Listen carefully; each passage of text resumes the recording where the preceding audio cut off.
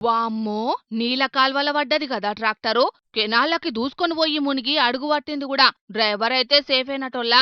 బతుకు జీవుడా అని ఎమ్మటే ఈత కొట్టుకుంటా గడ్డకు పడ్డాడట. ఆ టెంక ముచ్చట ఊరి సర్పంచ్‌కి తెలిసిందట.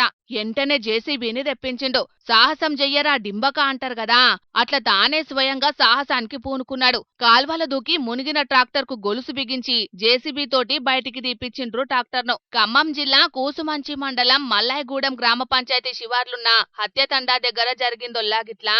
పాలేరు ఎన్ఎస్పీ కెనాల్ గిది. ట్రాక్టర్ కెనాల్లకు ఎందుకు దూసుకొని పోయిందో తెలియదు గాని లోకల్ సర్పంచ్ బాతావత్ నరేష్ మామూలు సాహసం చేయలేదు పోన్రి. ధైర్యే సాహసే లక్ష్మి అంటారు కదా, ఆ రేంజ్ లో చేసిండు సాహసం. కాలువ దూకి విలువైన ట్రాక్టర్ ను బయటికి తీసి శబాష్ అనిపించుకున్నాడు ఊరోళ్ల చేత.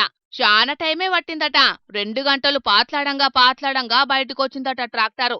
కాలం కలిసి రాకపోతే పెద్ద నష్టమే జరిగేది గాని సర్పంచ్ నరేష్ ధైర్యం చేయంగా ట్రాక్టర్లకు నీళ్లు పోయి చిన్న నష్టంతోటి బయటపడ్డాడు యజమాని.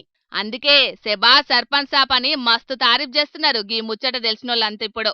ఊరోళ్లను కాపాడుడంటే ఊరి జనాలను మాత్రమే కాదు, వాళ్ళ ఆస్తులను కూడా కాపాడుడు అని నిరూపించింది సర్పంచ్ సాబు. ఏదేమైనా గీ సర్పంచ్ సాహసం మామూలుగా లేదు కాబట్టి ఈ అన్నను మన జోర్దార్ తరపున కూడా తారీఫ్ చేస్తున్నాం.